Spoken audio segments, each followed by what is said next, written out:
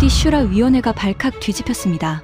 150석 중 135석, 90%가 한국에 찬성표를 던졌습니다. 382억 달러 규모의 초대형 협력 특별법이 전격 통과된 겁니다. 미국은 협박했다가 왕실에서 쫓겨났습니다. 일본은 10분 만에 거절당했습니다. 그런데 사우디가 한국에 붙인 호칭이 충격적이었습니다. 형제의 나라, 외교 용어가 아니었습니다. 진심이었습니다. 50년 전 사막에서 벌어진 단 하나의 사건이 382억 달러를 만들었습니다. 일본 외무성 32년차 관료가 직접 추적한 그 충격적인 전말을 지금 공개합니다. 시작하기 전 구독과 좋아요, 그리고 대한민국 파이팅 댓글로 한국을 응원해주세요. 사우디아라비아 슈라 위원회가 발칵 뒤집혔습니다. 150석 가운데 135석이 찬성표를 던졌습니다. 90%입니다. 사우디 역사상 특정 국가에 대한 포괄적 협력 특별법이 이 정도 압도적 찬성으로 통과된 건 전례가 없었습니다. 대상은 미국도 아니었습니다. 영국도 프랑스도 아니었습니다. 대한민국이었습니다. 방산 382억 달러 규모의 장기 협력 체결, 에너지 인프라 공동투자 180억 달러, 비전 2030 핵심 프로젝트 한국, 기업 우선 참여권. 거기에 전 세계 어떤 나라에도 주어지지 않은 조항이 하나 있었습니다. 한국 국민에 대한 사우디 왕실 동급 의전 적용. 사실상 한국인을 왕족처럼 대우하겠다는 뜻이었습니다. 이 소식이 전해진 곳은 도쿄 가스미 가세키였습니다. 외무성 5층 중동아프리카국 집무실. 저는 그 방에 앉아 있었습니다. 제 이름은 하야카와 시니치. 외무성 중동아프리카국장 32년 차입니다. 중동이라는 단어가 들어간 외교 문서 중에 제 손을 거치지 않은 것은 거의 없습니다. 이란 핵합의 때 도쿄에 대응 시나리오를 썼고, 아베 전 총리의 중동 순방 때 의전 브리핑을 직접 했습니다. 중동을 30년 넘게 봐왔습니다. 하지만 이 보고서 앞에서 저는 이해할 수 없었습니다. 382억 달러입니다. 일본이 지난 10년간 사우디에서 따낸 방산 수주 총액이 6억 달러입니다. 한국은 한 번에 382억 달러를 가져간 겁니다. 비교 자체가 성립하지 않았습니다. 더 이해할 수 없었던 건 그 전날이었습니다. 바로 전날, 일본은 사우디에 최신 해상 감시 레이더와 잠수함 기술 이전 패키지를 제안했습니다. 아시아 최고의 잠수함 기술입니다. 소류급의 스텔스 성능은 세계 어디에 내놓아도 뒤지지 않습니다. 사우디가 관심을 보일 거라고 확신했습니다. 답변은 스문의 시간 만에 왔습니다. 전례 없이 빠른 거절이었습니다. 책상 위에 놓인 사우디 국방부 공식 회신. 단 3줄이었습니다. 제안에 감사하며 현재 형제의 나라와 포괄적 협력을 진행 중이므로 별도 검토가 어렵다는 내용. 형제의 나라. 그 표현에서 시선이 멈췄습니다. 외교에서 형제라는 단어는 함부로 쓰지 않습니다. 동맹보다 위이고 파트너보다 무거운 말입니다. 피를 나눈 사이가 아니면 쓰지 않는 말. 사우디가 한국을 형제라고 부르고 있었습니다. 문이 열렸습니다. 오쿠다 마사히로가 들어왔습니다. 안보정책과장, 도쿄대 법학부 수석, 외무성에서 가장 빠르게 승진하고 있는 남자. 제 후배이자 사실상 라이벌이었습니다. 보고서를 쥔 손이 미세하게 떨리고 있었습니다. 하지만 그의 떨림은 충격이 아니라 분노였습니다. 국장님, 보셨습니까? 봤네. 382억 달러입니다. 한국한테요. 오쿠다가 보고서를 책상 위에 탁 내려놓았습니다. 양복 소매가 팽팽하게 당겨질 만큼 힘이 들어가 있었습니다. 한국 방산이 뭡니까? 우리가 기술 이전해준 것들의 파생물입니다. 불과 40년 전만 해도 한국은 소총도 제대로 못 만들었습니다. 우리가 생산 설비를 넘겨주고 도면을 그려주고 기술 지도를 보냈습니다. 지금 한국이 파는 무기의 뿌리를 거슬러 올라가면 전부 일본 기술입니다. 그런 나라가 우리를 제치고 사우디에서 382억 달러를 가져갔습니다. 오쿠다의 목소리는 낮았지만 회의실 전체를 채울 만큼 단단했습니다. 이건 외교적 모욕입니다. 저는 창밖을 봤습니다. 가스미 가세키의 은행나무가 바람에 흔들리고 있었습니다. 모욕이라는 단어가 입안에서 굴러다녔습니다. 하지만 솔직히 말하면 저도 같은 생각이었습니다. 한국은 우리가 키워준 나라입니다. 전후 일본의 기술 원조가 없었으면 한국의 산업화는 10년은 늦어졌을 겁니다. 제 아버지가 통산성에서 한국 기술 원조 업무를 담당했습니다. 포항제철 건설 때 일본 신일본제철의 기술 지원이 어떤 역할을 했는지 저는 어릴 때부터 들어왔습니다. 아버지는 늘 말했습니다. 한국은 빨리 배우는 나라다. 하지만 배우는 것과 만드는 것은 다르다. 저도 그렇게 믿고 있었습니다. 국장님, 오쿠다가 다시 입을 열었습니다. 한 가지 분명히 해두겠습니다.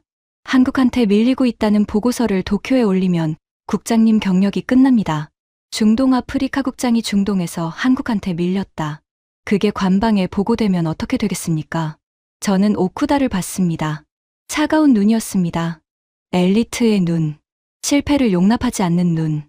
하지만 동시에 진실을 보지 않으려는 눈이기도 했습니다. 오쿠다. 예. 보고서는 내가 쓴다. 내가 쓰는 게 아니야. 오쿠다의 턱이 미세하게 굳었습니다. 그리고 고개를 숙이며 나갔습니다. 문이 닫힌 뒤 저는 책상 위 회신서를 다시 펼쳤습니다. 형제의 나라. 그 네 글자를 손가락으로 짚었습니다. 차가운 종이 위로 사우디의 열기가 전해지는 것 같았습니다. 답을 찾으러 리야드에 가기로 했습니다. 리야드 킹칼리드 국제공항. 기내에서 내리자마자 열기가 얼굴을 때렸습니다. 숨을 들이쉬는데 공기가 뜨거워서 폐가 거부하는 느낌이었습니다.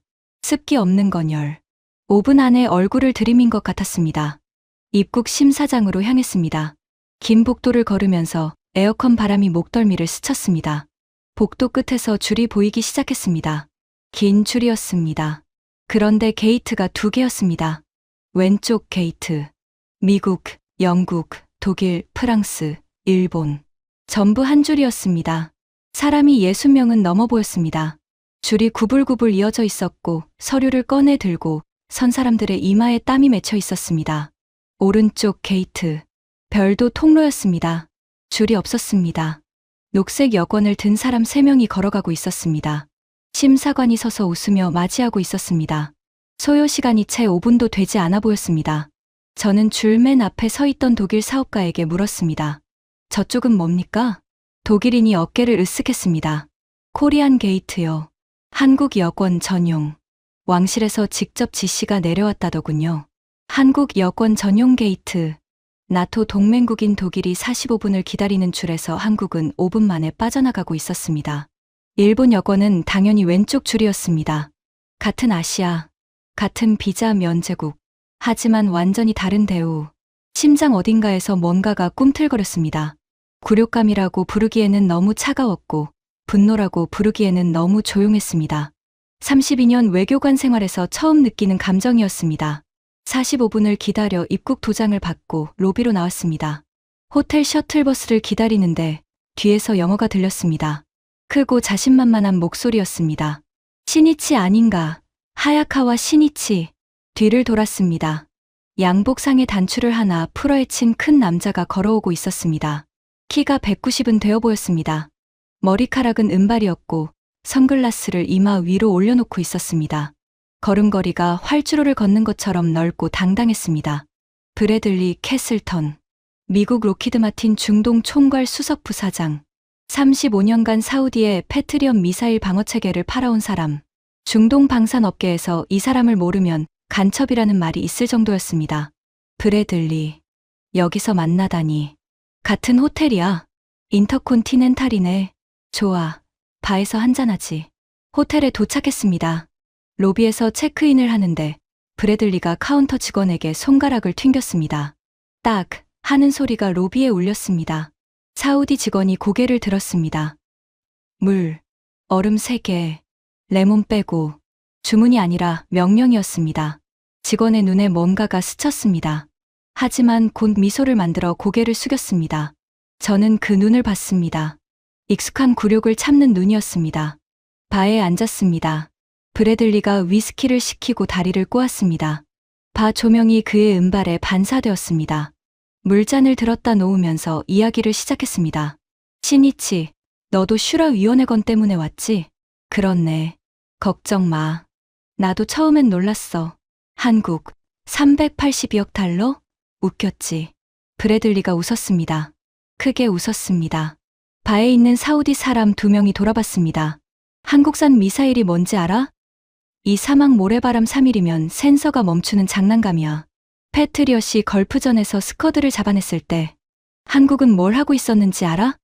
자기네 안보를 우리한테 맡기고 있었어. 브래들리가 얼음을 씹었습니다. 우드득, 소리가 바 안에 울렸습니다. 사우디 친구들은 내가 35년째 관리하고 있어. 왕세자의 삼촌이 내 골프 파트너야. 국방장관 아들이 내 딸 결혼식에 왔어. 이 관계를 한국이 뒤집어? 세상에 그런 마법은 없어. 저는 물었습니다. 그럼 왜 슈라위원회에서 90%가 찬성한 건가요? 브래들리가 잔을 탁 내려놓았습니다. 일시적인 감정이야. 이 사막 친구들은 원래 좀 감정적이거든. 금방 돌아와. 패트리어 부품이 필요해지면 전화하게 돼 있어. 항상 그랬어. 이 사막 친구들. 그 말이 귀에 걸렸습니다. 35년간 사우디에 무기를 팔아온 사람의 입에서 나온 말이 사막 친구들이었습니다. 사우디 왕실 인맥을 자랑하면서 정작 그 나라 사람들을 친구라고 부르고 있었습니다. 친구가 아니라 고객인데. 그리고 마리아 시니치. 브래들리가 몸을 앞으로 기울였습니다. 위스키 냄새가 코를 찔렀습니다. 한국이 이번에 밀어넣은 방공 체계 있잖아. 실전 검증이 제로야. 제로. 우리 패트리엇은 걸프전에서, 이라크에서, 사우디 자국 방어에서 실전 데이터가 쌓여 있어. 한국 건 시험장에서 쏴본 게 전부야. 사우디가 아무리 감정적이어도 전쟁 나면 시험장 성적표 들고 싸울 순 없잖아. 하지만 382억 달러를 이미 결정했네. 브래들리의 눈이 좁아졌습니다. 처음으로 자신감에 금이 가는 게 보였습니다. 하지만 금방 덮었습니다. 결정은 뒤집을 수 있어. 그게 내가 여기 온 이유야. 브래들리가 웃으며 잔을 들었습니다. 하지만 그 웃음 뒤에 이가 보였습니다. 저는 방으로 올라왔습니다. 창밖으로 리야드의 밤이 보였습니다. 사막 도시의 불빛이 별처럼 퍼져 있었습니다. 공항의 별도 게이트, 형제의 나라, 그리고 브래들리의 자신감. 세 가지가 머릿속에서 부딪히고 있었습니다. 무언가가 맞지 않았습니다. 382억 달러짜리 결정이 감정 때문에 나올 수 있습니까? 슈라위원회 150명 중 135명이 감정에 휩쓸려 찬성표를 던졌다고요? 반대로 가격과 기술만으로 설명이 됩니까? 일본도 기술이 있었습니다. 독일도 있었습니다. 미국은 실전 데이터까지 있었습니다. 하지만 전부 거절당했습니다. 가격도 아니고 기술도 아니고 감정도 아니라면 도대체 뭡니까? 그때 휴대폰이 울렸습니다. 사우디 번호였습니다. 하야카와 국장님이십니까? 무니르 알카시미입니다. 사우디 전 왕실 안보자문관입니다. 예, 맞습니다. 내일 시간이 되십니까? 리야드 외곽에서 뵙고 싶습니다. 어떻게 제 번호를 아십니까? 사우디 국방부의 일본 중동국장이 왔다는 건 리야드에서 비밀이 아닙니다. 그리고 저는 국장님이 찾고 있는 답을 알고 있습니다. 답이라니, 무슨 답입니까? 전화 너머로 잠깐 침묵이 흘렀습니다. 왜 한국인지 그 답입니다. 전화가 끊겼습니다. 저는 창밖을 다시 봤습니다. 리야드의 불빛 사이로 사막의 어둠이 보였습니다. 그 어둠 어딘가에 답이 있다는 말이었습니다. 다음 날 아침 사우디 국방부 건물에 도착했습니다. 오쿠다와 함께였습니다. 오쿠다는 비행기 안에서부터 프레젠테이션 자료를 검토하고 있었습니다. 태블릿 화면을 넘기는 손가락이 빠르고 정확했습니다. 국장님, 오늘 일본의 해상 감시 레이더와 잠수함 기술 이전 패키지를 정식으로 프레젠테이션합니다. 사우디가 한국하고 방산 계약을 했다고 해서 다른 분야까지 포기한 건 아닙니다. 해상 안보는 별개의 영역입니다. 여기서 발판을 만들어야 합니다. 알겠네. 국방부 건물은 거대했습니다. 흰 대리석 로비에 아랍 서체로 무언가가 새겨져 있었고 천장에서 샹들리에가 내려오고 있었습니다. 에어컨이 강하게 돌아가고 있었지만 로비를 가로지르는 동안 대리석 바닥에서 올라오는 냉기가 발바닥까지 전해졌습니다. 안내를 받아 회의실에 들어갔습니다. 긴 타원형 테이블에 사우디 국방부 관계자 8명이 앉아 있었습니다. 흰 토브와 구트라를 쓴 사람들이었습니다. 정면에 앉은 사람이 눈에 들어왔습니다. 가장 높은 자리, 이름표에 나시르 알무타일이 국방차관보라고 적혀 있었습니다. 인사를 교환했습니다. 아랍식 커피가 나왔습니다. 작은 잔에 카다몬 향이 나는 연한 커피. 사우디에서 커피를 함께 마시는 것은 의례입니다. 상대를 존중한다는 뜻입니다. 저는 두 손으로 잔을 받았습니다. 오쿠다가 프레젠테이션을 시작했습니다. 사우디아라비아 왕국의 해상 안보는 새로운 위협에 직면하고 있습니다. 홍해와 페르시아만 양면에서의 위협에 대응하기 위해 일본은 세계 최고 수준의 해상 감시, 레이더 시스템과 잠수함 기술 이전을 제안합니다. 화면에 소류급 잠수함의 재원이 떴습니다. 리튬이온 배터리 추진, 최대 자망 깊이, 소음 수준 비교 그래프. 오쿠다의 발표는 정확했고 자신감이 넘쳤습니다. 목소리에 힘이 있었고 수치를 말할 때마다 손가락으로 화면을 짚었습니다. 5분이 지났습니다. 사우디 측 표정이 변하지 않았습니다. 10분이 지났습니다. 나시르 국방차관보가 손을 들었습니다. 펜을 든 오른손이었습니다. 아주 천천히 들었습니다. 오쿠다의 말이 멈췄습니다. 감사합니다, 오쿠다 과장님. 나시르의 목소리는 낮고 부드러웠습니다. 하지만 그 부드러움 속에 결정이 이미 들어 있었습니다. 훌륭한 기술입니다. 일본의 잠수함 기술은 저희도 잘 알고 있습니다. 오쿠다의 어깨가 살짝 올라갔습니다. 기대하는 몸이었습니다. 하지만 현재 저희는 형제의 나라와 포괄적 협력을 진행하고 있습니다. 해상 안보 분야도 이틀 안에서 논의될 예정입니다. 따라서 별도 제안을 검토하기가 어렵습니다. 10분이었습니다. 우리의 프레젠테이션은 40분짜리였습니다. 10분 만에 잘렸습니다. 오쿠다의 얼굴에서 색이 빠져나갔습니다. 태블릿을 잡은 손이 하얗게 질려 있었습니다. 저는 나시르를 봤습니다. 차관보님, 형제의 나라라 하셨습니다. 어디를 말씀하시는 건지 여쭤봐도 되겠습니까? 나시르가 저를 봤습니다. 그의 눈은 거짓이 없었습니다. 대한민국입니다. 회의실에 짧은 침묵이 흘렀습니다. 하야카와 국장님, 나시르가 이어 말했습니다. 일본의 기술력을 의심하는 것이 아닙니다. 다만 저희에게는 기술보다 앞서는 것이 있습니다. 그것을 이해하시면 오늘 이 자리가 왜 10분 만에 끝났는지 아시게 될 겁니다. 기술보다 앞서는 것이 무엇입니까? 나시르가 잠시 멈췄습니다. 커피잔을 들었다가 내려놓았습니다. 기억입니다. 회의가 끝났습니다. 복도로 나왔습니다. 대리석 바닥 위를 걸었습니다. 구두 소리가 텅 빈 복도에 울렸습니다. 오쿠다가 걸음을 멈추고 벽을 향해 섰습니다. 주먹을 쥐고 있었습니다. 모욕입니다. 목소리가 떨리고 있었습니다. 10분이요? 10분 만에 잘랐습니다. 일본 외무성 공식 제안을 10분 만에 40분짜리 프레젠테이션의 슬라이드 3장도 못 넘겼습니다. 저는 아무 말도 하지 않았습니다. 국장님, 이건 정상적인 외교가 아닙니다. 형제의 나라? 기억? 방산 계약을 기억으로 합니까? 382억 달러어치 무기를 추억으로 삽니까? 오쿠다의 말은 논리적으로 맞았습니다. 어떤 나라도 382억 달러를 추억에 쓰지 않습니다. 국방은 냉정한 계산의 영역입니다. 성능, 가격, 납기, 실전 데이터. 그게 전부여야 합니다. 하지만 나시르의 눈을 봤습니다. 그 눈에는 계산이 아니라 확신이 있었습니다. 382억 달러를 확신으로 결정하는 나라.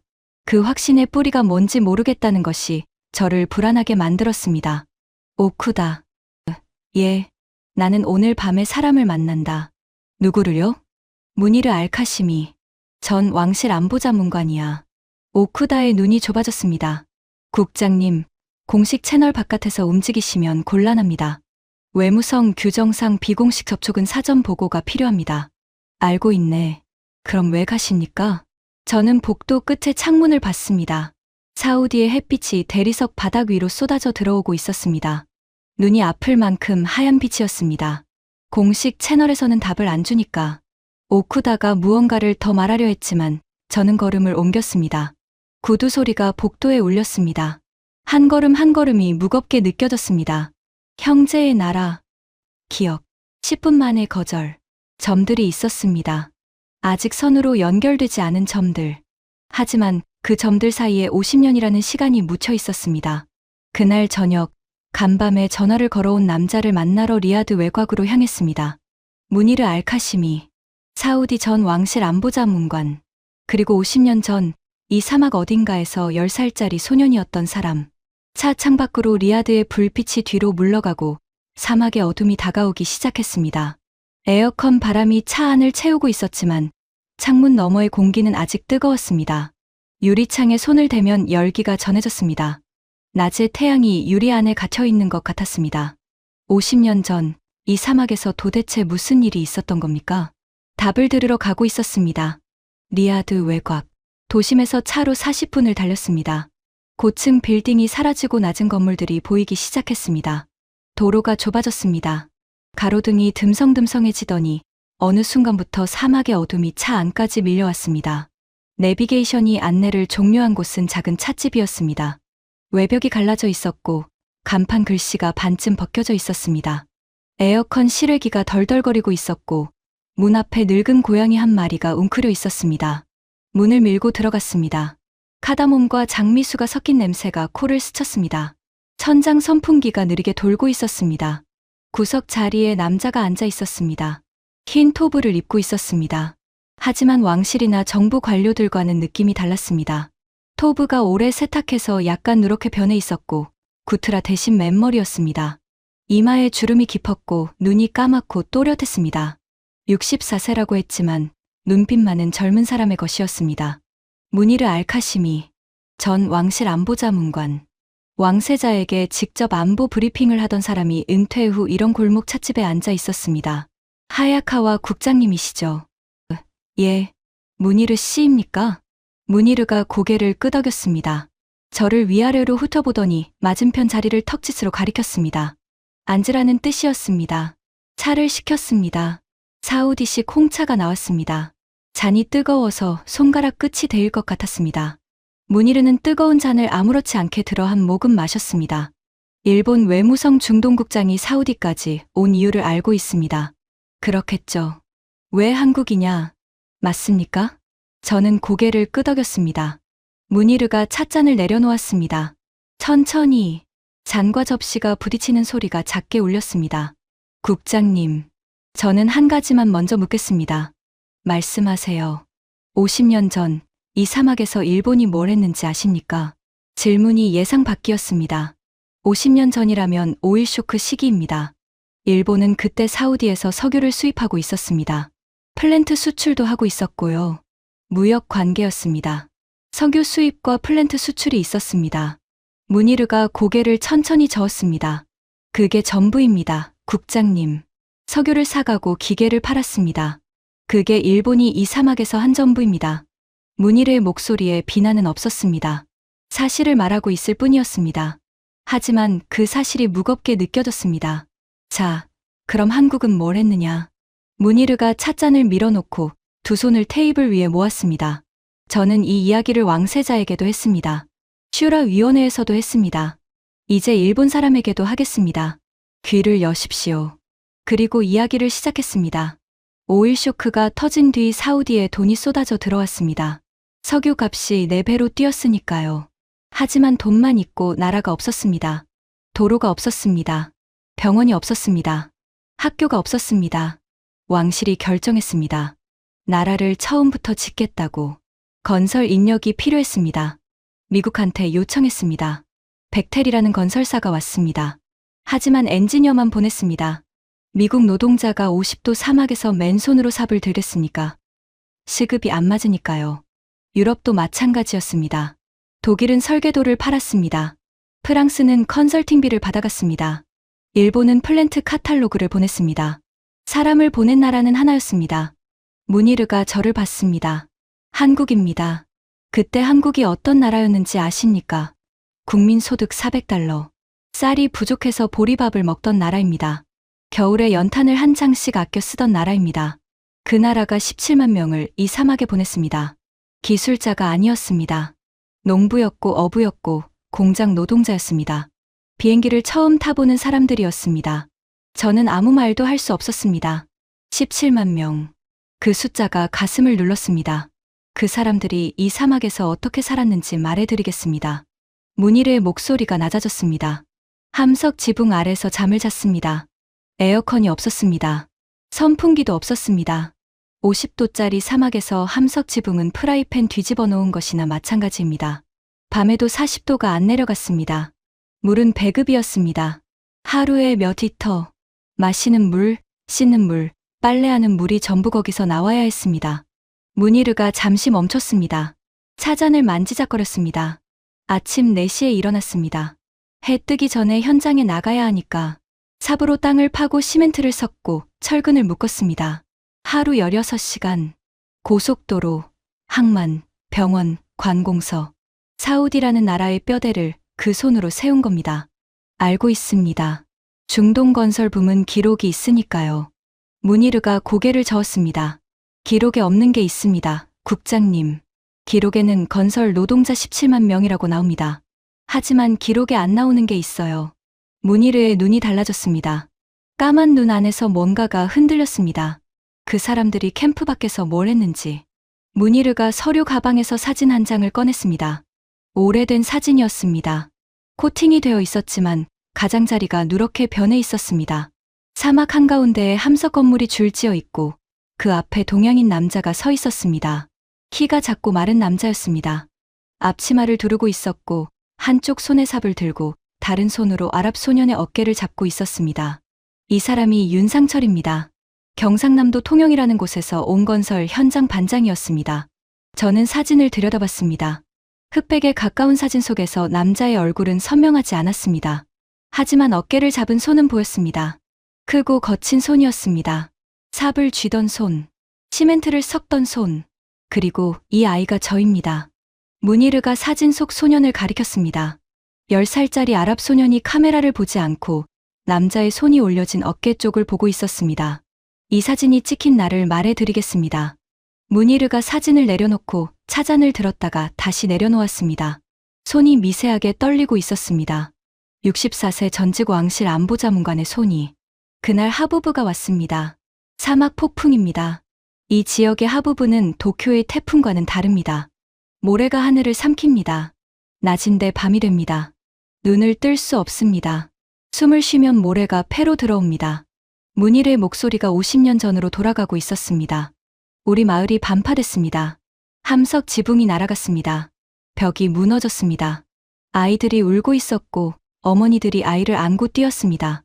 아버지가 저와 형을 끌고 밖으로 나갔습니다. 어디로 가야 할지 몰랐습니다. 모래바람 속에서 앞이 보이지 않았습니다. 문희르가 사진 위로 손가락을 움직였습니다. 우리 마을 옆에 캠프가 3개 있었습니다. 미국 캠프, 영국 캠프, 한국 캠프. 저는 등을 세웠습니다. 아버지가 먼저 미국 캠프로 갔습니다. 백텔 캠프였습니다. 철조망이 이중이었습니다. 문이 잠겨 있었습니다. 경비원이 서 있었습니다. 아버지가 문을 두드렸습니다. 경비원이 고개를 저었습니다. 규정이라고, 현지인 출입 금지라고, 폭풍 속에서요. 문희르의 턱이 단단해졌습니다. 영국 캠프도 마찬가지였습니다. 빈센이라는 회사였습니다. 문이 잠겨 있었습니다. 인터폰으로 도움을 요청했지만 답이 없었습니다. 폭풍이 거세져서 서 있기도 힘들었습니다. 한국 캠프는요? 문희르가 저를 봤습니다. 그의 눈에 물기가 살짝 비쳤습니다. 하지만 금방 사라졌습니다. 이 사람은 감정을 억누르는데 익숙한 사람이었습니다. 문이 열려 있었습니다. 찻집이 조용해졌습니다. 천장 선풍기 돌아가는 소리만 들렸습니다. 문이 열려 있었어요, 국장님. 폭풍이 오고 있는데 문이 열려 있었습니다. 미국 캠프는 철조망에 자물쇠를 잠갔고 영국 캠프는 인터폰을 꺼놓았는데 한국 캠프는 문을 열어놓고 있었습니다. 왜요? 문희르가 고개를 저었습니다. 저도 모릅니다. 규정 위반이었을 겁니다. 캠프 관리자가 알면 벌금이었을 겁니다. 하지만 열려 있었습니다. 그리고 문 앞에 그 사람이 서 있었습니다. 윤상철. 예. 모래바람 속에서 고글을 쓰고 서 있었습니다. 마을 쪽을 보고 있었습니다. 누가 올까 봐 기다리고 있었던 겁니다. 아버지가 우리를 데리고 뛰어갔습니다. 윤상철이 손을 내밀었습니다. 아버지의 팔을 잡았습니다. 말이 통하지 않았습니다. 아랍어를 못했으니까. 하지만 손을 잡고 캠프 안으로 끌어당겼습니다. 문희르가 잠시 멈췄습니다. 차잔 위로 김이 피어올랐습니다. 우리만이 아니었습니다. 마을 사람 40명 넘게 그 캠프에 대피했습니다.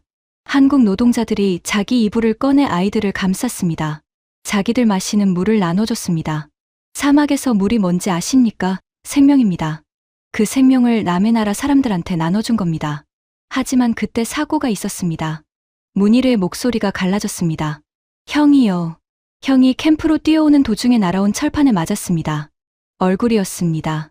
왼쪽 눈 위를 찍고 지나갔습니다. 피가 쏟아졌습니다. 모래와 피가 섞여서 형의 얼굴이 보이지 않았습니다. 아버지가 형을 안고 비명을 질렀습니다. 저는 옆에 서서 울고 있었습니다. 10살이었습니다. 문희르의 손이 테이블 위에서 주먹을 쥐었습니다. 관절이 하얗게 변했습니다.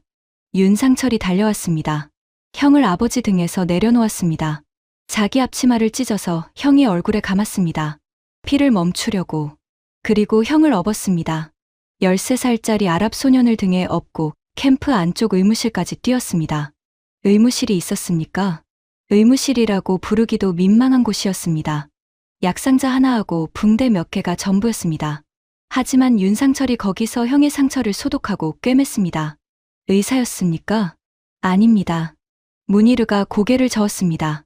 원래 배를 만들던 목수였다고 나중에 들었습니다. 통영이라는 항구에서 배를 고치던 사람이었습니다. 의사가 아닙니다.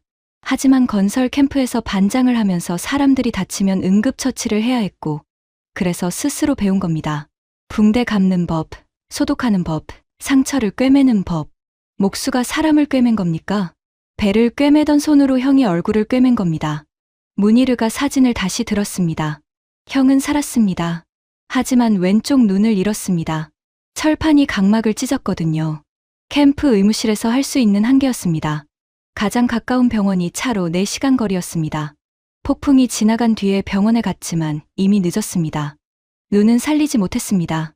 문희르가 사진을 내려놓았습니다. 하지만 형은 살았습니다. 그게 중요합니다. 미국 캠프가 문을 열었으면 병원에 더 빨리 갈 수 있었을지도 모릅니다. 영국 캠프가 응답했으면 눈을 살릴 수 있었을지도 모릅니다. 하지만 둘 다 문을 잠갔습니다. 한국 캠프만 문을 열었고 한국 사람이 형을 업고 뛰었고 목수의 손으로 얼굴을 꿰맸습니다. 저는 찻잔을 들려고 했지만 손이 움직이지 않았습니다. 50년 전 사막 폭풍 속에서 벌어진 일이 이 찻집의 습한 공기 속에 다시 펼쳐지고 있었습니다. 형이 퇴원한 뒤에 일이 있었습니다. 문희르가 이어 말했습니다. 형이 윤상철을 찾아갔습니다. 캠프 울타리 앞에 서서 기다렸습니다. 윤상철이 작업을 마치고 나오자 형이 주머니에서 뭔가를 꺼냈습니다. 문희르가 서류 가방 안쪽 주머니를 열었습니다. 작은 비닐 봉투에 담긴 것을 꺼냈습니다. 구슬이었습니다. 작은 구슬들이 줄에 꿰어져 있었습니다. 오래되어 나무 표면이 닳아 있었고 무늬가 거의 사라져 있었습니다. 이것은 미스바입니다. 기도 구슬이요. 우리 아버지가 메카 순례에서 받아온 것입니다. 아버지의 아버지가 아버지에게 주었고 아버지가 형에게 준 겁니다. 대를 이어온 물건입니다. 문희르가 구슬을 테이블 위에 조심스럽게 올려놓았습니다. 형이 이것을 윤상철에게 내밀었습니다. 윤상철이 사양했습니다. 한국말로 뭐라고 했는데 못 알아들었지만 사양하는 거라는 건 알았습니다. 형이 말했습니다. 문희르의 눈이 젖어들었습니다. 받지 않으면 내 모욕이다. 우리 가문에서 목숨의 빚을 갚을 때 주는 것이다. 이걸 받지 않으면 나는 평생 빚쟁이로 사는 거다. 윤상철이 받았습니까? 한참을 거절하다가 결국 받았습니다. 형이 윤상철의 손에 구슬을 쥐어주면서 고개를 숙였습니다. 13살짜리가 어른한테 고개를 숙이는 거요. 사우디에서 남자가 고개를 숙이는 건 신 앞에서 기도할 때뿐입니다. 형은 신에게 하듯이 고개를 숙인 겁니다. 저는 테이블 위에 기도 구슬을 봤습니다. 달아서 반질반질한 나무 구슬. 50년 전 한국인의 손에 쥐어졌을 그 구슬의 복제본이 여기 있었습니다. 이건 복제본입니까? 아닙니다. 이건 형이 가지고 있던 다른 하나입니다. 같은 메카 순례에서 2개를 받았거든요. 하나는 윤상철에게 줬고 하나는 형이 간직했습니다. 원본은 윤상철이 한국으로 가져갔습니다. 문희르가 구슬을 다시 비닐에 넣으며 말했습니다. 형은 30년 동안 윤상철을 찾았습니다. 경상남도 통영에서 온 한국인이라는 것만 알고 인터넷이 없던 시절입니다. 찾을 방법이 없었습니다. 사우디 주재 한국 대사관에 문의도 했습니다. 하지만 건설 노동자 17만 명 중에 이름 하나로 사람을 찾는 건 불가능했습니다. 문희르가 차잔을 밀어놓고 등을 기댔습니다. 하지만 이야기가 여기서 끝이 아닙니다. 더 있습니까? 윤상철은 폭풍 그날 형만 구한 게 아닙니다. 캠프에 대피한 마을 사람 40명 전원을 돌봤습니다. 그리고 폭풍이 지나간 뒤에 마을로 나왔습니다. 캠프 밖으로요? 예. 무너진 집들을 돌아다니면서 부상자를 확인했습니다. 부러진 뼈를 부목으로 고정하고 상처를 소독했습니다. 이틀 동안 잠을 자지 않았다고 합니다. 저는 고개를 들었습니다. 그건 규정 위반 아닙니까? 캠프 밖 현지인 접촉은 제한돼 있었을 텐데. 문희르가 쓴웃음을 지었습니다. 맞습니다. 규정 위반이었습니다. 서방 기업들이 문제를 삼았습니다. 한국 캠프가 현지인을 대피시키고 의료행위까지 했다. 다른 캠프에도 같은 요구가 올 수 있다. 선례를 만들면 안 된다. 항의가 들어왔으니까 백텔이 제일 먼저 움직였습니다. 미국 백텔이요. 사우디 노동부에 공식 서한을 넣었습니다. 비인가 의료행위 중단 및 캠프 외부인 접촉 제한. 자기네가 문을 잠근 것은 규정이고 한국이 문을 연 것은 위반이라는 논리였습니다. 가슴 안에서 뭔가가 뜨거워졌습니다. 그건 분노라고 불러도 될 만한 것이었습니다. 사막 폭풍에 아이들이 울고 있을 때 문을 잠근 쪽이 규정이고 문을 연 쪽이 위반. 논리적으로는 맞을 수 있습니다. 하지만 그게 옳습니까? 윤상철에게 경고가 내려왔습니까? 경고가 아니라 계약 만료 후 연장 불가 통보가 왔습니다. 사실상 추방이었습니다. 문희르가 찻잔을 들었다가 다시 내려놓았습니다. 하지만 떠나기 전에 한 가지 더 한 게 있습니다. 문희르가 가방에서 사진 한 장을 더 꺼냈습니다. 이번 사진은 컬러였습니다. 오래되어 색이 바랬지만 형체는 보였습니다. 사막 한가운데에 작은 건물이 있었습니다. 흙벽 위에 하얀 해반축이 발려 있었습니다. 문 위에 아랍어 글씨가 적혀 있었습니다. 이건 우리 마을 모스크입니다. 모스크요? 폭풍의 벽이 무너졌습니다. 마을 사람들이 고칠 여력이 없었습니다. 다른 건물들 수리도 급했으니까. 모스크는 후순위로 밀렸습니다. 문희르가 사진을 짚었습니다. 윤상철이 자기 휴일을 반납하고 혼자 왔습니다. 시멘트를 가져와서 벽을 다시 쌓았습니다. 한국 캠프 동료들이 말렸습니다. 미쳤냐?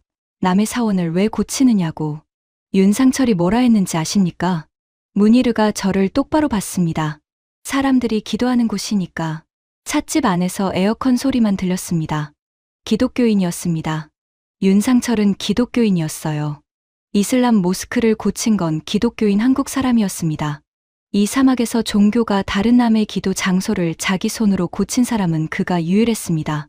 문희르가 사진을 내려놓았습니다. 일본은 그때 뭘 했습니까, 국장님? 저는 대답하지 못했습니다. 대답할 수 없었습니다. 일본은 그때 플랜트 카탈로그를 보내고 있었습니다.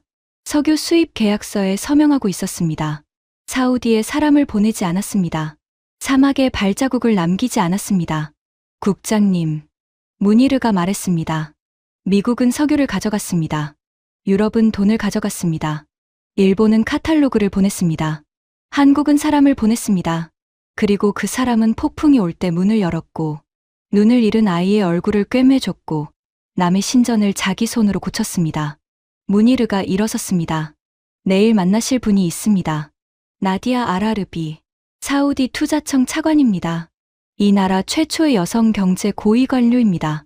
그 여자가 왜 태어날 수 있었는지 들으시면 국장님의 질문에 절반은 답이 될 겁니다. 찻집을 나왔습니다. 밤 공기가 뜨거웠습니다. 별이 쏟아지고 있었습니다. 도시의 불빛이 닿지 않는 사막의 하늘에 은하수가 보였습니다. 차에 탔습니다.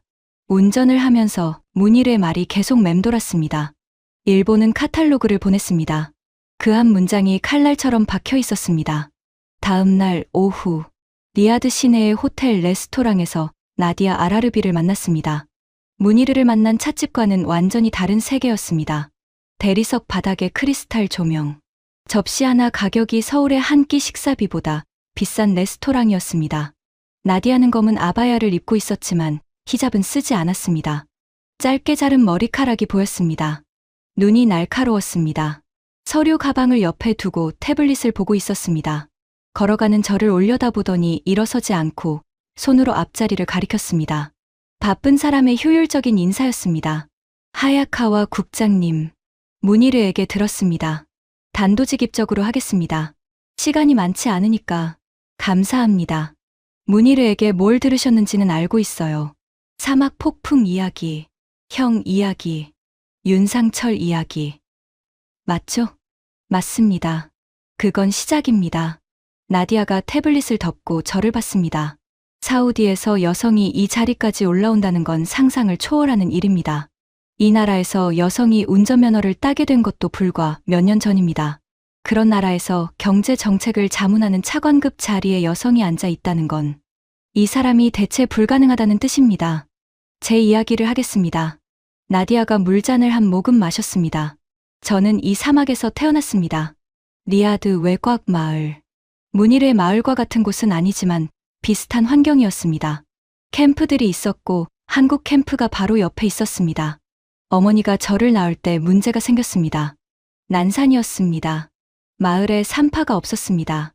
가장 가까운 병원이 차로 4시간이었고 어머니는 이미 진통이 시작된 뒤였습니다. 나디아의 목소리는 담담했습니다. 감정을 숨기는 것이 아니라 이미 수십 번 한 이야기를 정리된 상태로 전달하고 있었습니다. 아버지가 캠프로 뛰어갔습니다. 한국 캠프로. 도움을 청하러. 그때 캠프에 여자가 한 명 있었습니다. 여자요? 건설 캠프에. 윤상철의 아내였습니다. 박순자라는 이름이었습니다. 통영에서 따라온 겁니다. 공식적으로는 캠프 취사를 도우러 왔다고 되어 있었지만 실제로는 남편 곁에 있으려고 온 거였죠. 나디아가 잠시 멈췄습니다. 그 여자가 밤새 어머니 옆에 있었습니다. 의료 교육을 받은 사람이었습니까? 나디아가 고개를 저었습니다. 아닙니다. 시골 어부의 아내였습니다. 통영에서 굴을 까던 여자입니다. 글도 겨우 읽을 수 있었다고 나중에 들었습니다. 하지만 동네에서 아이 낳는 걸 여러 번 도왔다고 합니다. 시골에서는 그랬으니까요. 병원이 멀면 동네 여자들끼리 서로 도왔으니까. 나디아의 손이 물잔 위에서 잠깐 멈췄습니다. 아이가 나오지 않았습니다. 어머니가 기력이 다 빠져가고 있었습니다. 아버지가 밖에서 울고 있었다고 합니다. 사우디 남자가 아내 산실 밖에서 우는 건 그때도 지금도 드문 일입니다. 그만큼 상황이 위험했습니다. 박순자가 어떻게 했습니까? 체위를 바꿨습니다. 어머니를 옆으로 눕히고 배를 특정 방향으로 눌렀다고 합니다. 시골에서 배운 방법이었을 겁니다. 산부인과 교과서에 나오는 건 아니지만 통영의 산모들 사이에서 전해지던 방법이었겠죠. 나디아가 저를 봤습니다. 아이가 나왔습니다. 하지만 울지 않았습니다. 레스토랑의 소음이 갑자기 멀어지는 느낌이었습니다. 박순자가 아이를 거꾸로 들었습니다. 등을 두드렸습니다. 1번, 2번, 3번. 울지 않았습니다. 4번, 5번. 6번째 아이가 울었습니다. 나디아가 물잔을 들었다가 내려놓았습니다. 그 아이가 접니다. 침묵이 흘렀습니다. 레스토랑의 배경음악이 멀리서 들려왔습니다. 접시 부딪히는 소리, 웃음소리. 하지만 우리 테이블은 조용했습니다. 통영에서 굴을 까던 여자의 손이 제 등을 두드려서 제가 울었고 제가 울었기 때문에 제가 살았습니다. 그 여자가 아니었으면 저는 이 세상에 없습니다. 저는 숟가락을 잡으려다 포기했습니다. 손이 떨렸기 때문입니다. 32년간 외교관 생활을 하면서 감정에 흔들린 적이 거의 없었습니다. 하지만 이건 외교가 아니었습니다. 박순자는 그뿐만이 아니었습니다. 나디아가 이어 말했습니다. 출산을 도운 뒤에도 일주일간 매일 왔습니다. 어머니의 산후 회복을 도왔습니다. 끓인 물을 쓰라고 가르쳤습니다. 아기를 감싸는 법을 보여줬습니다. 말이 통하지 않으니 손짓으로, 몸짓으로 직접 해보이면서 사우디 전통을 무시하지 않았습니까? 그게 놀라운 점입니다. 나디아가 처음으로 미소를 보였습니다. 아주 짧은 미소였습니다. 박순자는 사우디 여자들의 방식을 존중했습니다. 히잡을 쓴 여자들 앞에서 자기도 천으로 머리를 감았습니다. 모스크 근처에서는 소리를 낮췄습니다. 음식을 나눠줄 때 왼손을 쓰지 않았습니다. 누가 가르쳐 준 게 아닙니다. 지켜보고 따라한 겁니다. 나디아가 서류 가방에서 봉투를 꺼냈습니다. 안에서 낡은 사진 한 장을 빼냈습니다. 작은 동양 여자가 아랍 여자 셋과 나란히 서 있는 사진이었습니다. 한국 여자는 키가 작고 볼이 까맸습니다. 손이 거칠었습니다. 굴을 까던 손이었을 겁니다. 하지만 웃고 있었습니다. 환하게. 이 사진을 어머니가 돌아가실 때까지 갖고 있었습니다. 나디아가 사진을 내려놓았습니다. 국장님. 학위가 아니라 손이 사람을 살립니다. 카탈로그가 아니라 체온이 사람을 기억하게 만듭니다. 그 말이 가슴에 꽂혔습니다. 카탈로그. 또 카탈로그. 문희르도 같은 말을 했습니다. 나디아 씨, 왕세자에게도 이 이야기를 했습니까? 서면 의견서를 제출했습니다. 제목은 이렇습니다. 나디아가 말했습니다. 기억의 경제학. 부제는 왜 사우디는 카탈로그를 보낸 나라가 아니라 사람을 보낸 나라를 선택해야 하는가? 저는 고개를 떨궜습니다. 등뼈를 타고 서늘한 것이 내려갔습니다. 국장님. 나디아가 마지막으로 말했습니다. 하나만 더 알려드리겠습니다. 박순자는 통영에서 굴을 까서 번 돈으로 남편한테 시멘트를 보냈습니다. 모스크 벽 고치는데 쓰라고. 남편 월급에서 시멘트 값을 빼면 생활비가 줄어드니까 자기가 벌어서 보낸 겁니다. 한국의 아내가 된장으로 버틴 덕분에 사우디의 모스크가 다시 세워진 겁니다. 나디아가 일어섰습니다. 질문하신 건 왜 한국이냐였죠. 답은 간단합니다. 50년 전에 모든 나라가 등을 돌렸을 때 한국만 사람을 보냈습니다. 그 사람은 우리 문을 열었고, 우리 아이를 살렸고, 우리 신전을 고쳤고, 그 사람의 아내는 우리 아이를 받아냈습니다. 일본이 왜 졌는지 아직도 모르시겠습니까? 나디아가 서류 가방을 들고 걸어갔습니다. 굽 높은 구두 소리가 대리석 바닥에 울렸습니다. 저는 한참을 앉아 있었습니다. 식은 커피를 만지작거리면서 그날 저녁 호텔 바에서 브래들리를 만났습니다. 제가 찾아간 게 아닙니다. 브래들리가 연락해 왔습니다. 목소리가 평소와 달랐습니다. 자신감이 빠져 있었습니다. 바에 앉은 브래들리의 얼굴이 달라져 있었습니다. 전날 밤의 넓은 웃음은 없었고 미간에 주름이 잡혀 있었습니다. 위스키를 벌써 반찬 비운 상태였습니다. 신이치, 오늘 무슨 일이 있었는지 알아? 모르겠네. 왕실 안보실장을 만났어. 비공식으로. 한국건을 뒤집으러 갔어. 어떻게 됐나? 브래들리가 얼음을 잔 안에서 돌렸습니다. 얼음이 유리벽에 부딪히는 소리가 났습니다. 내가 말했어. 사우디가 한국을 선택하면 패트리어 부품 공급 일정을 재검토하겠다고. 기존 패트리어 시스템 유지 보수에 차질이 생길 수 있다고. 완곡하게 말한 거야. 하지만 뜻은 분명했지. 협박한 거네. 비즈니스야. 외교적 레버리지라고 불러. 상대가 뭐라 했나? 브래들리가 잔을 탁 내려놓았습니다. 위스키가 잔 밖으로 튀었습니다. 캐슬턴 씨, 이 말을 전하라고 했어. 브래들리의 눈이 흔들리고 있었습니다. 35년 중동 경력에서 처음 보는 표정이었습니다. 뭐라 했는데? 브래들리가 천장을 봤습니다. 바의 조명이 그의 은발에 반사되었습니다. 50년 전에도 당신 나라는 우리를 협박했습니다. 석유를 더 내놓으라고, 가격을 낮추라고. 사우디가 오일 쇼크를 일으킬 수밖에 없었던 이유를 당신 나라는 아직도 모릅니다. 브래들리가 잔을 들었다가 다시 내려놓았습니다. 그리고 이렇게 말했어. 목소리가 갈라졌습니다. 그때 미국은 우리에게서 석유를 가져가면서 사람은 한 명도 보내지 않았습니다. 한국은 자기네도 굶으면서 17만 명을 보냈습니다. 지금 당신은 또 우리를 협박하고 있습니다. 문 밖에 차가 대기하고 있습니다. 바에 침묵이 내렸습니다. 쫓겨난 거야? 브래들리가 고개를 끄덕였습니다. 느리게. 35년이야, 신이치. 35년간 이 사막에서 무기를 팔았어. 왕세자 삼촌이 내 골프 파트너야. 국방장관 아들이 내 딸 결혼식에 왔어. 35년 관계가 10분 만에 끝났어. 브래들리가 위스키를 들이켰습니다. 목젖이 크게 움직였습니다. 나한테 마지막으로 한마디 더 했어. 뭐라고? 캐슬턴 씨, 계약서는 갈아치울 수 있습니다. 기억은 못 갈아치웁니다. 당신 나라가 50년 뒤에도 이걸 이해 못한다면 50년 뒤에도 쫓겨나게 될 겁니다. 브래들리가 잔을 테이블 위에 놓았습니다. 손이 떨리고 있었습니다. 나는 사우디에서 50억 달러 넘는 계약을 따냈어. 패트리엇, F-15 정보 시스템. 전부. 그런데 오늘 왕실 안보실장이 나를 내쫓으면서 한 말이 뭐냐? 한국인 건설 노동자 이야기야. 50년 전에 사막에서 삽질하던 한국인 이야기로 나를 쫓아낸 거야. 브래들리가 저를 봤습니다. 눈이 충혈되어 있었습니다. 신이치, 이건 비즈니스가 아니야. 내가 35년간 뭘 했는지 알아? 최고의 무기를 최적의 가격에 납품했어. 기술 이전도 해줬어. AS도 완벽했어. 계산기로 따지면 우리가 이겨야 해. 계산기로는. 하지만 졌잖나. 브래들리가 고개를 떨궜습니다. 그래.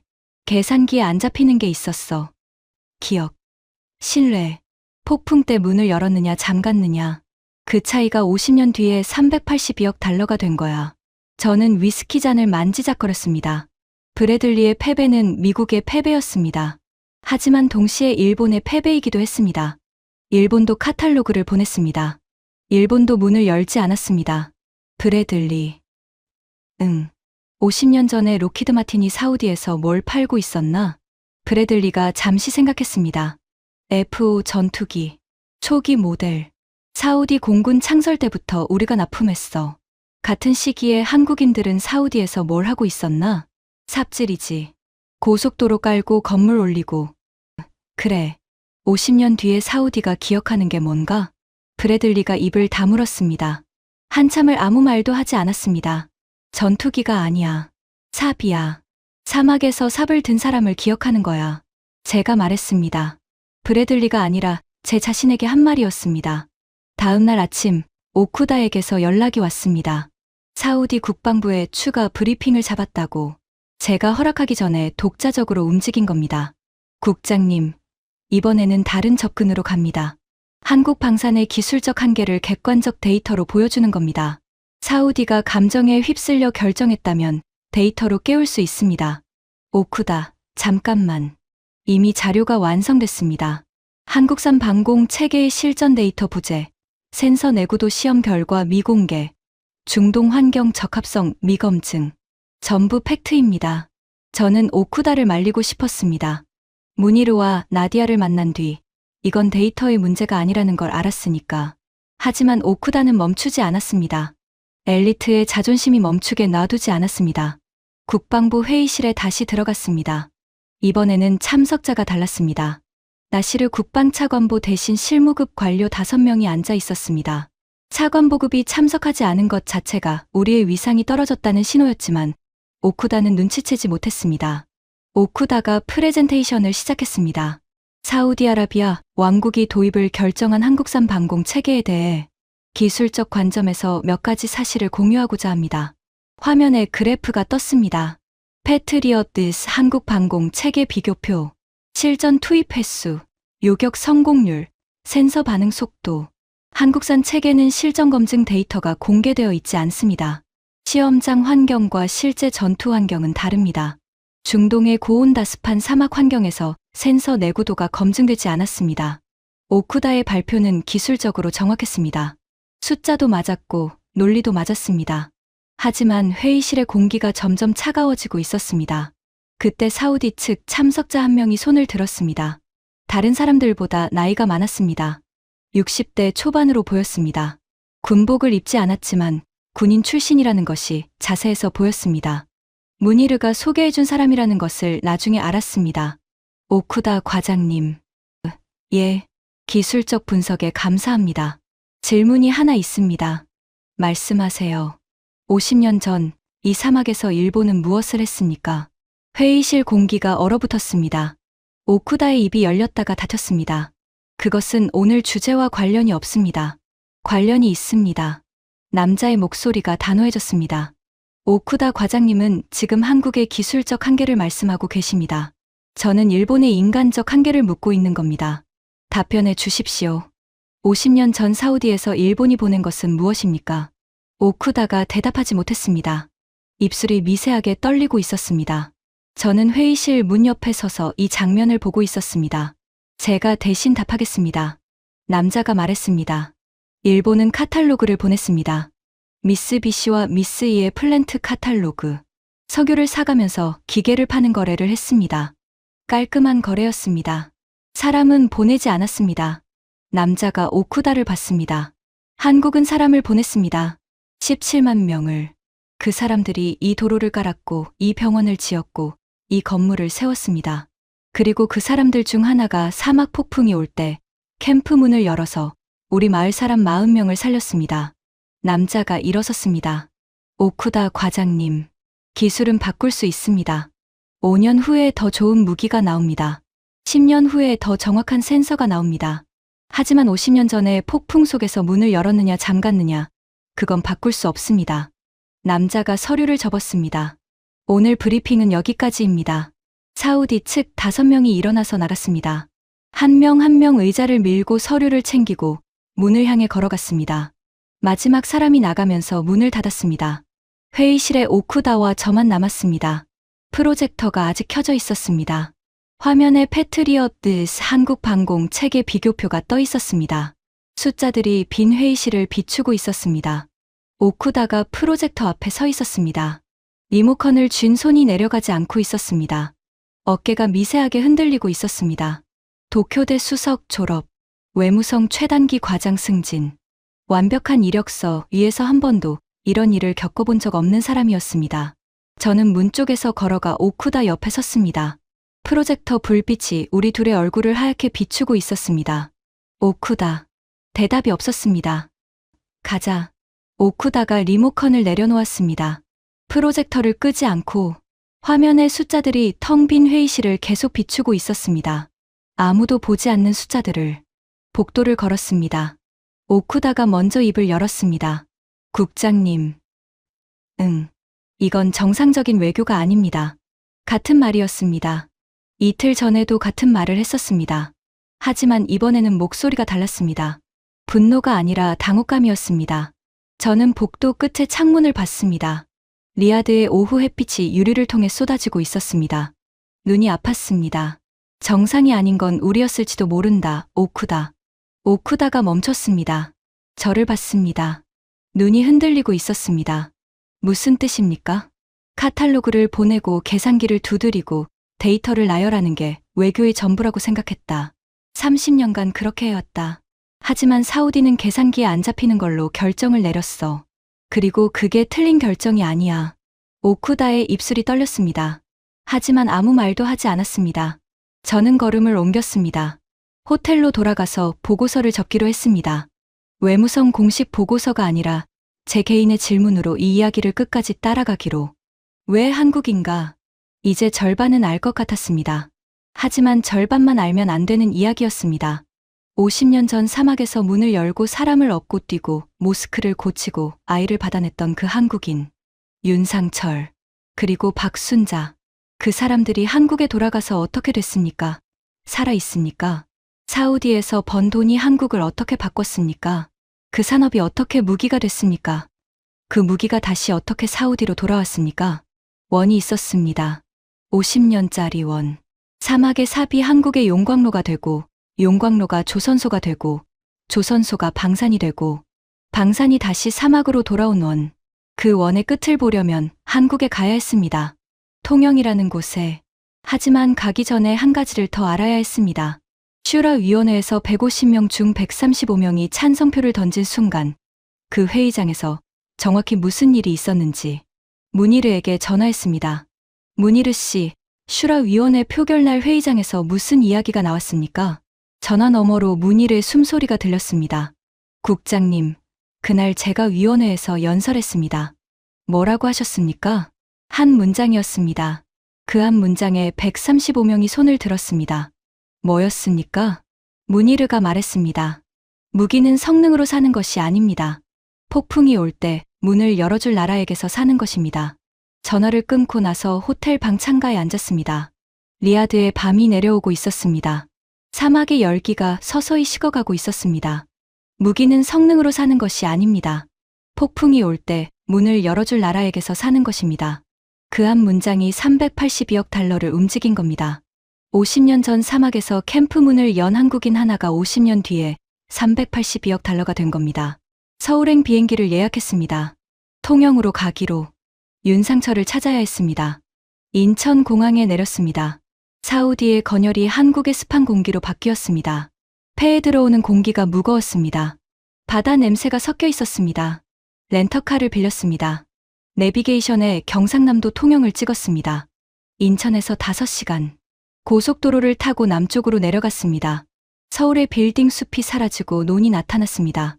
산이 보이기 시작했습니다. 터널을 지나고 고개를 넘을 때마다 풍경이 바뀌었습니다. 들판에 모내기가 끝난 논이 초록빛으로 빛나고 있었습니다. 일본의 시골 풍경과 닮아 있었습니다. 하지만 달랐습니다. 어디가 다른지 말로 설명하기 어려웠지만 공기가 달랐습니다. 고속도로를 빠져나와 해안도로를 탔습니다. 바다가 보이기 시작했습니다. 남해의 바다는 짙은 남색이었습니다. 섬들이 점점이 떠 있었고 어선들이 항구에 줄지어 매여 있었습니다. 통영 시내에 들어섰습니다. 좁은 골목이 이어졌습니다. 생선 비린내와 소금 냄새가 차 창문 틈으로 스며들었습니다. 골목 끝에 굴 껍데기가 산처럼 쌓여 있는 곳이 보였습니다. 여자들이 앉아서 굴을 까고 있었습니다. 손이 빠르게 움직이고 있었습니다. 칼날이 굴 껍데기 틈에 들어가 비틀면 하얀 속살이 드러났습니다. 박순자도 이런 손을 가지고 있었을 겁니다. 50년 전 이 골목 어딘가에서 굴을 까던 손. 그 손이 사우디 사막까지 가서 아이의 등을 두드려 울게 만든 겁니다. 마을 이장을 찾아갔습니다. 어촌계 사무실 옆에 붙은 작은 건물이었습니다. 윤상철이라는 분을 찾고 있습니다. 이장이 고개를 갸웃거렸습니다. 60대 중반의 남자였습니다. 얼굴이 바닷바람에 그을려 있었습니다. 윤상철, 윗마을 윤 영감 말하는 거요? 50년 전에 사우디에서 건설 일을 하셨던 분입니다. 아, 중동 갔다 온 양반. 살아있지. 올해 83이요. 윗마을 끝이. 살아있었습니다. 가슴이 내려앉았습니다. 안도와 긴장이 동시에 밀려왔습니다. 이장이 알려준 길을 따라 올라갔습니다. 좁은 오르막길이었습니다. 양옆에 돌담이 이어져 있었고 돌담 위로 감나무 가지가 삐져나와 있었습니다. 바다에서 불어오는 바람이 감나무 잎을 흔들었습니다. 잎 사이로 햇빛이 쏟아져 내렸습니다. 길 끝에 낮은 기와집이 하나 있었습니다. 마당에 그물이 널려 있었고 그 옆에 고추 건조대가 놓여 있었습니다. 빨간 고추가 가지런히 널려 있었습니다. 마당 한쪽에 바다가 보였습니다. 통영의 바다가 기와집 마당에서 한눈에 들어오는 자리였습니다. 마당에 노인이 앉아 있었습니다. 83세, 등이 굽어 있었습니다. 하지만 어깨가 넓었습니다.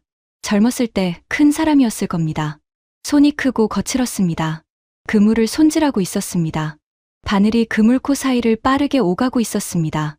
배를 만들던 손이었습니다. 시멘트를 섞던 손이었습니다. 사막에서 13살짜리 소년의 얼굴을 꿰매던 손이었습니다. 그리고 무너진 모스크의 벽을 혼자 다시 쌓았던 손이었습니다. 노인이 올려다봤습니다. 낯선 사람을 보는 눈이었습니다. 경계도 호기심도 아닌 담담한 눈이었습니다. 누구요? 일본어로 대답해야 할지 영어로 해야 할지 잠깐 망설였습니다. 한국어를 할 줄 몰랐습니다. 영어로 말했습니다. 일본에서 왔습니다. 외무성이라는 곳에서 일합니다. 노인의 눈이 살짝 좁아졌습니다. 일본이라는 단어에 반응한 건지 외무성이라는 단어에 반응한 건지 알 수 없었습니다. 일본에서 여기는 왜? 사우디에서 선생님을 찾는 사람들이 있습니다. 윤상철의 손이 멈췄습니다. 그물 바늘을 잡은 채로 한참을 저를 바라봤습니다. 바다에서 바람이 불어왔습니다. 감나무 잎이 흔들렸습니다. 고추 건조대 위로 햇빛이 쏟아졌습니다. 사우디, 한마디였습니다. 하지만 그 한마디 안에 50년이 들어 있었습니다. 예, 사우디입니다. 노인이 그물 바늘을 내려놓았습니다. 천천히. 바늘이 그물 위에 놓이는 소리가 작게 났습니다. 그 아이들이 살았어? 첫 질문이 그것이었습니다. 누가 찾느냐, 왜 찾느냐가 아니라 그 아이들이 살았느냐. 50년을 기다린 질문이었습니다. 살았습니다. 윤상철의 입술이 떨렸습니다. 아주 잠깐. 그리고 고개를 돌려 바다를 봤습니다. 통영 앞바다의 섬들이 오후 햇빛에 반짝이고 있었습니다. 노인은 오래도록 바다를 보고 있었습니다. 문이르라는 소년을 기억하십니까? 사막 폭풍 때 형이 다친 아이, 10살짜리. 그 소년이 사우디 왕실 안보자문관이 됐습니다. 윤상철이 저를 봤습니다. 믿기지 않는다는 얼굴이었습니다. 문이르의 형을 기억하십니까? 철판에 맞아 눈을 다친. 기억하지. 내가 꿰맸어. 형은 한쪽 눈을 잃었지만 잘 살고 있습니다. 노인이 아무 말도 하지 않았습니다. 그물 위에 노인 손이 미세하게 떨리고 있었습니다. 주머니에서 휴대폰을 꺼냈습니다. 리아드를 떠나기 전에 문이르에게 부탁해둔 영상이 있었습니다. 문이르가 카메라 앞에서 서툰 한국어로 녹화한 10초짜리 영상. 화면을 켜서 윤상철에게 보여줬습니다. 화면 속에서 64세의 문이르가 카메라를 보고 있었습니다. 까만 눈이 반짝이고 있었습니다. 입이 열렸습니다. 선생님, 형이 잘 살고 있습니다. 눈은 하나지만 세상을 두 개로 봅니다. 감사합니다. 10초였습니다. 그게 전부였습니다. 윤상철이 작은 화면을 들여다봤습니다. 한참을 주름진 손가락으로 화면 위에 문이르의 얼굴을 만졌습니다. 64세 노인의 얼굴 위로 50년 전 10살짜리 소년의 얼굴이 겹쳐 보이는 것 같았습니다. 컸구나. 한마디였습니다. 83세 노인의 목소리가 갈라졌습니다. 컸어. 같은 말을 또 했습니다. 그게 이 노인이 할 수 있는 전부였습니다. 노인이 천천히 일어났습니다. 등이 굽어 있었지만 걸음은 단단했습니다. 집 안으로 들어갔습니다. 잠시 뒤 낡은 서랍장에서 뭔가를 들고 나왔습니다. 작은 천 주머니였습니다. 색이 바랜 천. 묶음을 풀었습니다. 안에서 구슬이 나왔습니다. 줄에 꿰어진 나무 구슬. 달아서 무늬가 거의 사라진 구슬이었습니다. 기도 구슬이었습니다. 미스바아. 문희르의 형이 50년 전에 건넨 바로 그 구슬. 이거. 윤상철이 구슬을 손바닥 위에 올려놓았습니다. 돌려줘야 하는데 노인의 눈에서 물기가 번졌습니다. 50년을 돌려주지 못했어. 주소를 몰랐어. 이름만 기억나고 어디 사는 사람인지 찾을 수가 없었어. 구슬이 오후 햇빛에 비쳤습니다. 50년간 노인의 서랍장 안에서 기다렸을 구슬. 나무 표면이 반질반질했습니다. 노인이 매일 만졌기 때문일 겁니다. 50년 동안 매일 꺼내서 만졌을 겁니다. 선생님. 응. 문희르가 전해달라는 말이 있습니다. 윤상철이 올려다봤습니다. 형의 빚은 아직 남아있다고. 목숨의 빚은 구슬 하나로는 다 갚을 수 없다고. 50년이 지났지만 빚은 커져만 갔다고. 노인이 고개를 저었습니다. 빚은 없어. 나는 그냥 아픈 아이가 있었으니까 한 거야. 빚질 게 뭐가 있어. 그 말에 저는 고개를 떨궜습니다. 빚질 게 뭐가 있어. 그 한마디가 382억 달러의 답이었습니다. 계산 없이 한 일. 대가를 바라지 않은 일. 그래서 50년이 지나도 잊히지 않는 일. 일본은 왜 졌습니까? 계산을 했기 때문입니다. 카탈로그의 가격을 매겼기 때문입니다. 석유의 단가를 따졌기 때문입니다. 계산이 틀린 게 아닙니다. 계산밖에 하지 않은 게 문제였습니다. 그때 마당 밖에서 자동차 소리가 들렸습니다. 문이 열리고 여자가 들어왔습니다. 50대 후반. 서울에서 내려온 듯 도시 옷차림이었습니다. 윤상철의 딸이었습니다. 제가 마을 이장에게 부탁해서 연락을 해둔 것이었습니다. 딸이 마당에 서서 아버지를 봤습니다. 아버지가 낯선 외국인과 마당에 앉아 있고 무릎 위에 낡은 구슬을 올려놓고 있고 눈이 젖어 있는 것을 봤습니다. 아버지? 왔나? 무슨 일이에요? 이분은 누구세요? 일본에서 온 사람이야. 딸이 저를 봤습니다. 경계와 당혹이 섞인 눈이었습니다. 아버지가 사우디에서 뭘 하셨는지 아시겠어요? 제가 물었습니다. 딸의 표정이 바뀌었습니다. 저는 그냥 중동 가서 돈 벌다 오신 줄 알았어요. 어릴 때부터 아버지가 사우디 이야기를 안 하셨거든요. 물어보면 힘들었다 그것만. 어머니도 마찬가지였어요. 통영에서 굴간 이야기만 하시고. 선생님이 사우디에서 사람을 살리셨습니다. 사막 폭풍에서 마을 사람 40명을 대피시키고 다친 아이를 직접 꿰매주셨습니다. 모스크가 무너지자 자기 휴일을 반납하고 혼자 벽을 다시 쌓으셨습니다. 선생님의 어머니 박순자 씨는 사우디 여자의 아이를 받아주셨습니다. 그 아이가 지금 사우디 최초의 여성 경제 고위 관료가 됐습니다. 딸의 눈이 커졌습니다. 입이 떨렸습니다. 그리고 선생님이 살린 소년이 사우디 왕세자에게 한 말이 있습니다. 그 한마디 때문에 사우디가 한국에 382억 달러 규모의 계약을 맺었습니다. 딸의 눈에서 눈물이 흘렀습니다. 몰라서 그랬어요. 딸의 목소리가 갈라졌습니다. 아버지가 그런 일을 하신 줄 몰랐어요. 그냥 사막에서 고생만 하시고 돈 벌어서 우리 학교 보내주신 줄만 알았어요. 어머니도요. 굴 까서 돈 벌어 우리 먹여 살린 줄만 알았어요. 윤상철이 딸을 바라봤습니다. 오래도록 밥 먹었나? 그 한마디에 딸이 무너졌습니다. 마당에 쪼그려 앉아서 울었습니다. 소리를 죽이려 했지만 어깨가 흔들리는 것은 감추지 못했습니다. 83세 노인이 천천히 일어섰습니다. 굽은 등으로 딸 옆에 갔습니다. 큰 손으로 딸의 어깨를 감쌌습니다. 50년 전 사막에서 13살짜리 아랍 소년을 업었던 것처럼, 사막 폭풍 속에서 아이들을 다미로 감쌌던 것처럼. 울지 마. 아버지가 밥 해줄게. 저는 카메라를 들지 않았습니다. 노트도 펴지 않았습니다. 그냥 서 있었습니다. 32년간 외교관 생활을 하면서 감정에 흔들린 적이 없다고 생각했습니다. 하지만 통영의 기와집 마당에서 처음으로 눈이 뜨거워졌습니다. 바다에서 바람이 불어왔습니다. 감나무 잎이 흔들렸습니다. 고추 건조대 위로 햇빛이 쏟아지고 있었습니다. 어디선가 갈매기 우는 소리가 들렸습니다. 통영의 오후는 조용했습니다. 50년 전 이 조용한 항구 마을에서 한 남자가 비행기를 탔습니다. 사막으로 갔습니다. 삽을 들었습니다. 도로를 깔고 건물을 올렸습니다. 그리고 폭풍이 왔을 때 캠프 문을 열었습니다. 누가 시킨 것도 아니고 돈을 받은 것도 아닙니다. 다친 아이가 있으니까 업고 뛰었고 무너진 사원이 있으니까 혼자 고쳤습니다. 그의 아내는 이 골목에서 굴을 까면서 남편한테 시멘트 값을 보냈습니다. 된장으로 버티면서 자기 손으로 2억 말리 사막의 아이를 받아냈습니다. 두 사람의 이름은 어디에도 기록되지 않았습니다. 훈장도 없었습니다. 인터뷰도 없었습니다. 통영의 작은 기와집에서 그물을 손질하며 조용히 살아온 겁니다. 하지만 사우디는 기억하고 있었습니다. 50년 동안 통영을 떠나면서 해안도로를 탔습니다. 오른쪽에 바다가 있었고 왼쪽에 산이 있었습니다. 석양이 바다 위에 내려앉고 있었습니다. 주황빛이 수면 위에 길처럼 펼쳐져 있었습니다. 차를 세웠습니다. 도로 옆 방파제에 앉았습니다. 석양을 봤습니다. 주머니에서 수첩을 꺼냈습니다. 리야드에서부터 적어온 수첩.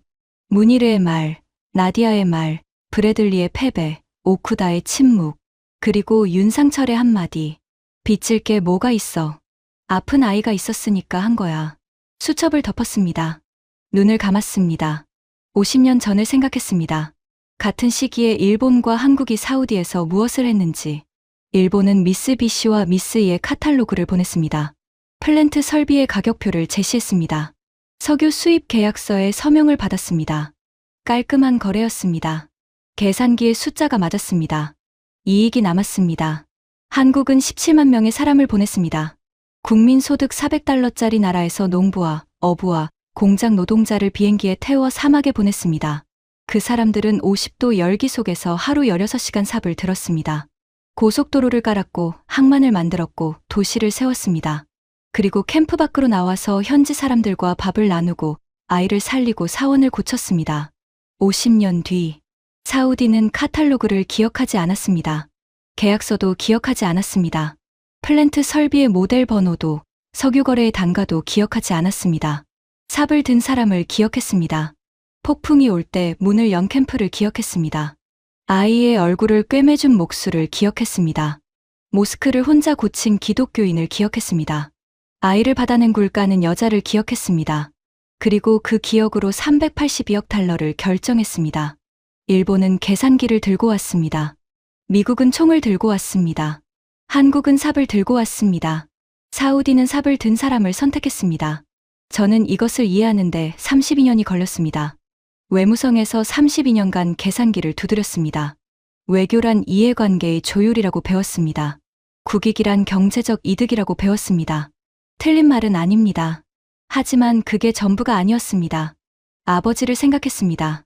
통산성에서 한국 기술 원조를 담당했던 아버지. 아버지는 늘 말했습니다. 한국은 빨리 배우는 나라다.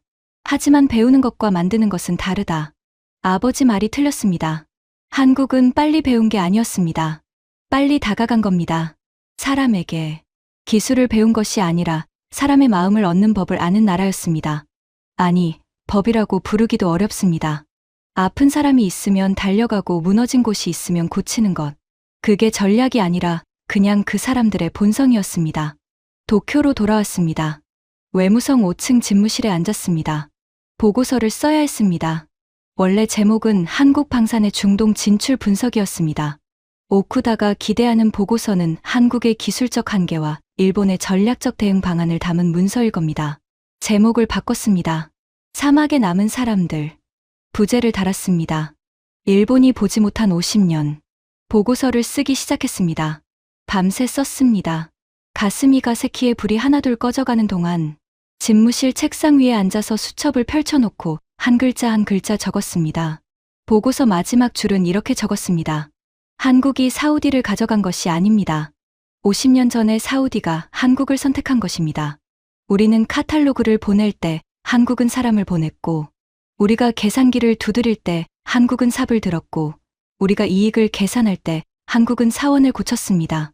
사우디는 그것을 50년 동안 기억했고, 우리는 그것을 50년 동안 몰랐습니다. 이것이 382억 달러의 답입니다. 다음 날 아침, 오쿠다가 집무실에 들어왔습니다.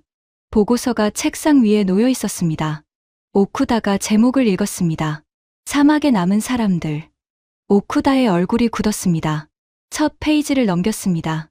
두 번째 페이지를 넘겼습니다. 세 번째, 네 번째, 마지막 페이지까지 읽었습니다. 한참 동안 아무 말이 없었습니다. 가슴이 가세키에 아침 햇빛이 창문을 통해 들어와 보고서 위에 떨어졌습니다. 국장님. 응.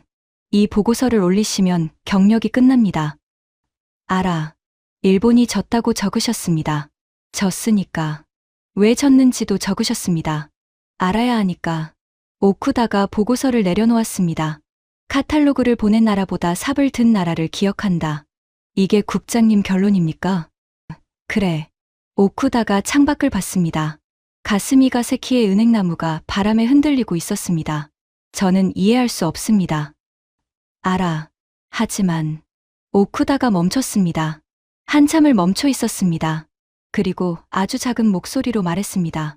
사우디 회의실에서 쫓겨났을 때, 프로젝터 앞에 혼자 서 있었을 때, 아무도 보지 않는 숫자들이 화면에 떠 있었습니다. 그때 처음으로 생각했습니다. 이 숫자들이 맞는데 왜 아무도 안 보는 걸까? 오쿠다의 눈이 젖어 있었습니다. 도쿄대 수석 졸업생이 처음으로 보여준 감정이었습니다. 숫자가 틀린 게 아니었습니다. 숫자밖에 없는 게 문제였습니다. 오쿠다가 나갔습니다. 문이 닫혔습니다. 저는 책상 서랍을 열었습니다.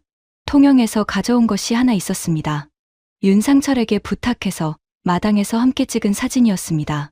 83세 노인과 56세 일본 외교관이 감나무 아래 나란히 서 있는 사진. 노인의 손에 기도 구슬이 들려 있었습니다.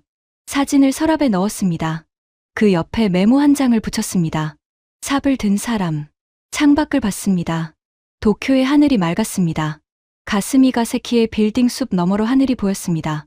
저 하늘 아래 어딘가에 사우디의 사막이 있고 그 사막 어딘가에 50년 전 한국인들이 깔아놓은 고속도로가 있고 그 고속도로 위를 지금 사우디 사람들이 달리고 있을 겁니다.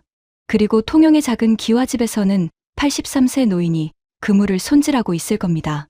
서랍 안에 기도 구슬을 넣어두고 50년 전 사막에서 업고 뛰었던 아이가 컸다는 것을 알게 된 채로 여러분, 50년 전 사막에서 한 사람이 문을 열었습니다. 그것이 오늘 382억 달러가 됐습니다. 계산기를 든 나라는 잊혔고 총을 든 나라는 쫓겨났고 삽을 든 나라는 형제가 됐습니다.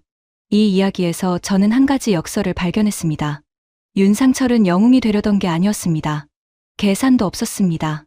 아픈 아이가 있으니까 업고 뛰었고 무너진 곳이 있으니까 고쳤습니다. 그런데 바로 그 계산 없음이 미국과 일본과 유럽이 50년간 계산기를 두드려도 살 수 없었던 신뢰를 만들었습니다. 한 장면에서 저는 한참을 멈춰야 했습니다.